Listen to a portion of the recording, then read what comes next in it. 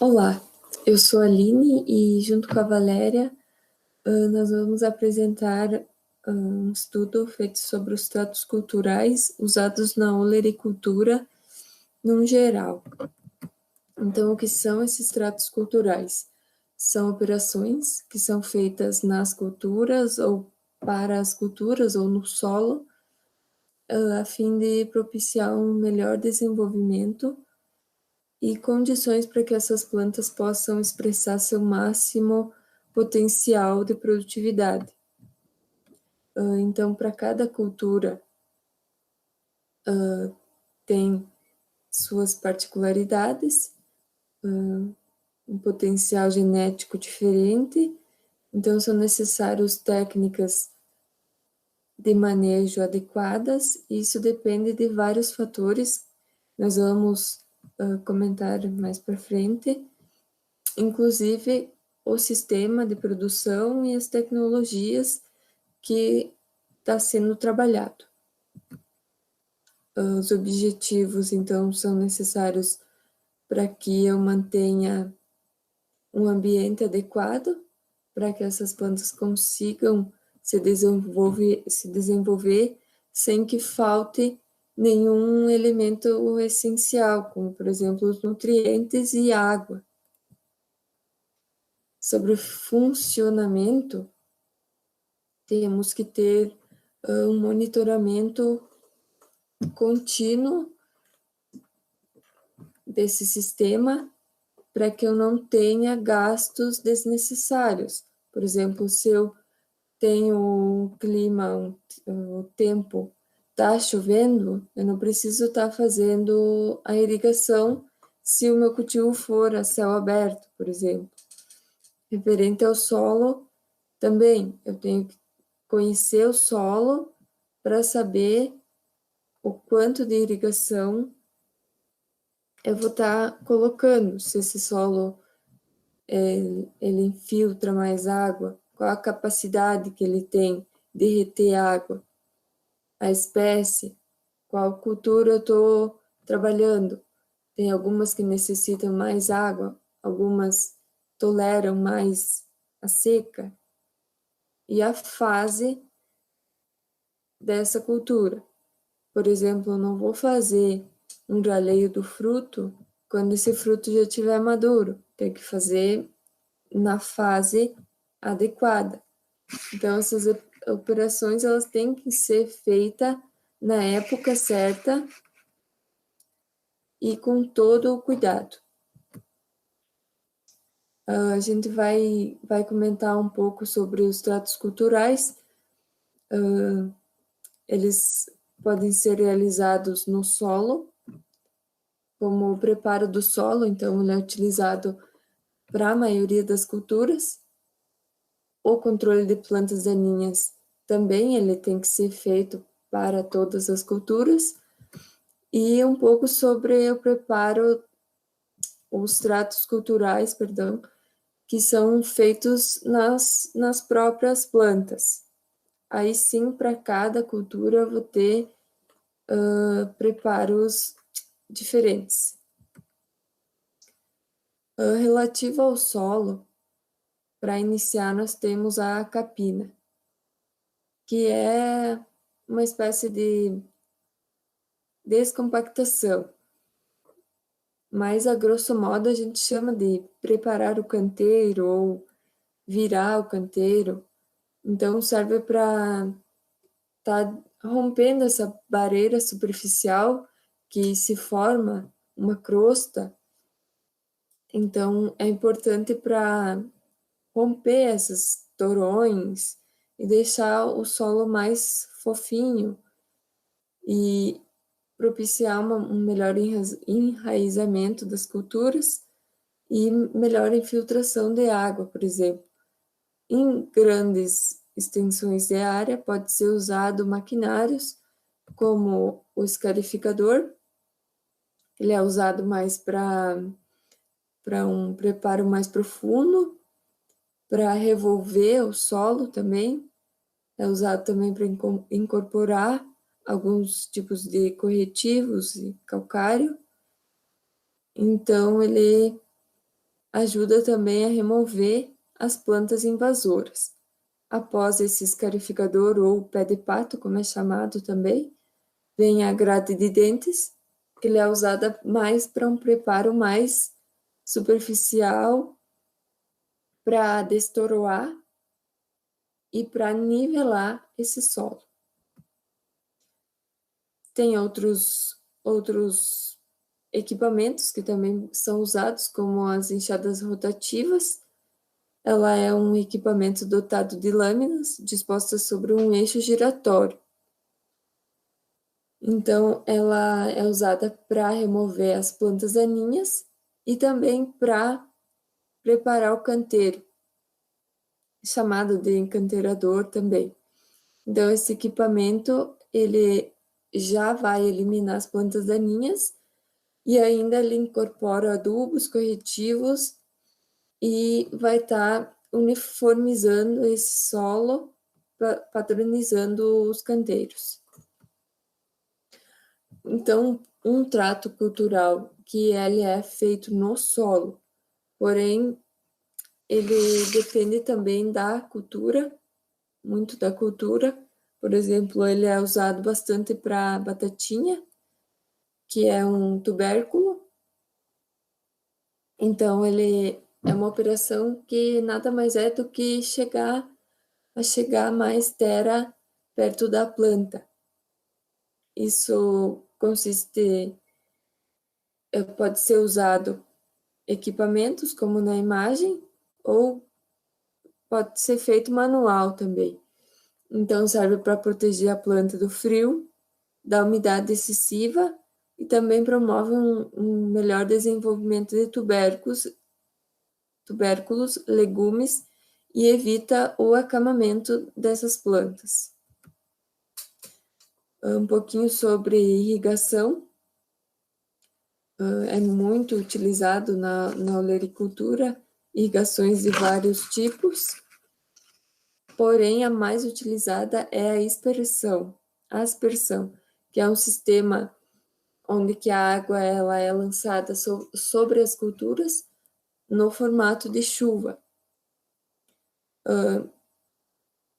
Depois da aspersão temos o sistema de irrigação localizada, porém esse sistema é mais utilizado em estufas, como gotejamento, porém tem a questão da salinidade, que é um problema que acontece nesse sistema. Então, independente do sistema que é utilizado, tem que ser dimensionado. A aspersão, então, ela pode ser no sistema convencional, que é o portátil, o semiportátil e o fixo, que são esses como na imagem, que a gente tem em casa, e pode ser também mecanizado. Por exemplo, tem o autopropelido, linear e o pivô central, que aí sim é usado em maiores extensões de área. Agora eu, Valéria, vou dar continuidade na apresentação do trabalho. Ainda falando de aspersão, eu vou comentar sobre as vantagens e desvantagens deste método. Por ser o método mais utilizado, ela apresenta vantagens expressivas, como, por exemplo, ela permite uma maior economia de água, ela se adapta aos diferentes solos e topografias, o que é uma característica importante quando se pensa nas propriedades rurais do nosso estado. Elas têm uma topografia um pouco mais acidentada, então é um método que se encaixa muito bem para esses produtores. Ela permite, então, aplicar fertilizantes e defensivos, a chamada fertirrigação, que também se levar em conta uma economia na mão de obra, e ela tem uma maior eficiência do uso da água quando comparada aos métodos de superfície. Já por outro lado das desvantagens, eu saliento a perda de água por vento e calor. Então, por ela estar imitando a chuva, ela fica vulnerável à evaporação e ao deslocamento do vento no destino dessas gotas. Pode ocorrer também doença nas folhas, uma vez que o molhamento serve de substrato para o desenvolvimento de alguns fungos e bactérias. e proliferação também destes, e o maior custo em métodos comparado aos métodos de superfície, uma vez que ela tem manutenção, ela tem uma estrutura um pouco mais elaborada, então ela vai estar gerando para o produtor maiores custos. Aqui, a nível de curiosidade, a gente tem a profundidade efetiva dos sistemas radiculares de algumas olerícolas no máximo do seu desenvolvimento. Eu chamo atenção para o aspargo, onde a profundidade pode chegar a 1,60 m e algumas cucubitáceas a 1,20 m. Obviamente que a irrigação por aspersão não vai estar chegando a esse nível tão profundo. Agora, falando de coberturas, ainda em tratos culturais relativos ao solo, a gente tem as coberturas se dividindo em dois grupos, as mortas e as plásticas. A cobertura morta é aquela que ela é composta por tipos de materiais diferentes, pode ser restos culturais, restos da capina, e ela tem a finalidade de proteger o solo do quê? Da chuva e do sol. Então, para que o solo se mantenha úmido, a uma temperatura ideal e evitando também a erosão, né? Já a cobertura plástica, ela então reduz a evaporação por ser uma cobertura, digamos que permanente, constante, não é porosa, né? E ela também é mais cara, obviamente. E, por contrapartida, ela vai estar isolando as trocas gasosas desse solo. Então, pode ter um aspecto negativo. Ela é muito prática, apesar de ser mais cara, ela é prática, e muitos produtores utilizam ela para quê?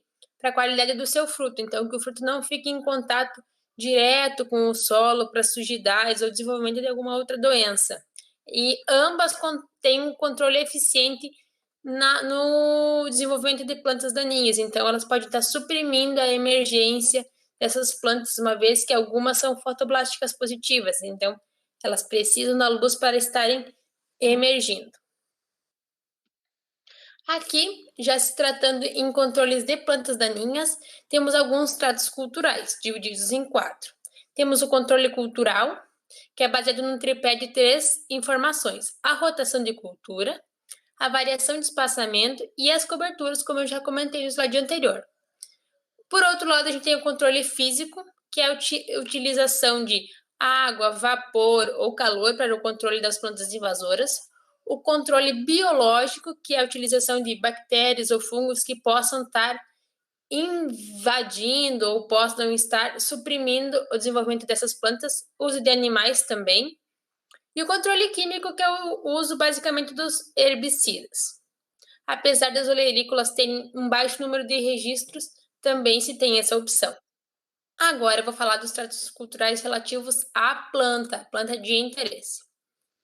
O desbaste, sem dúvida, nos tratos culturais mais realizados na horticultura, e ele consiste no quê? Na eliminação das plantas em excesso ou das plantas que têm um subdesenvolvimento, que apesar desse subdesenvolvimento, elas vão estar competindo com a planta em fotoassimilados, luz e tudo mais. Então, essa retirada para que eu tenha um stand ideal para o desenvolvimento das plantas. Então, geralmente ele é feito em locais de semeadura direta, onde eu uso mudas, porém, ele também é feito nas bandejas, para que as remanescentes permaneçam com o crescimento ideal.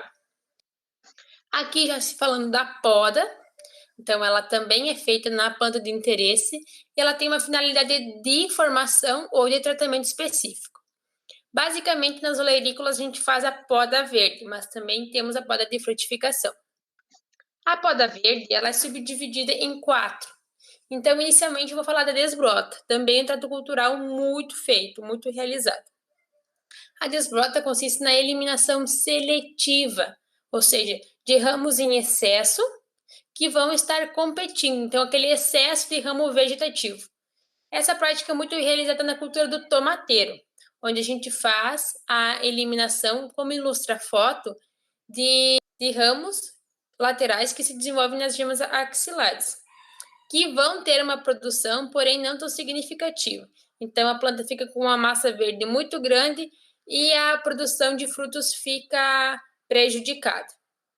Também a desbrota tem finalidade de tirar da planta ramos ou partes que foram prejudicadas ou afetadas, seja por geadas, ventos frios. É um processo bem funcional e tem um retorno muito grande para a planta. A capação é muito parecida com a desbrota, porém, ela tem um local definido.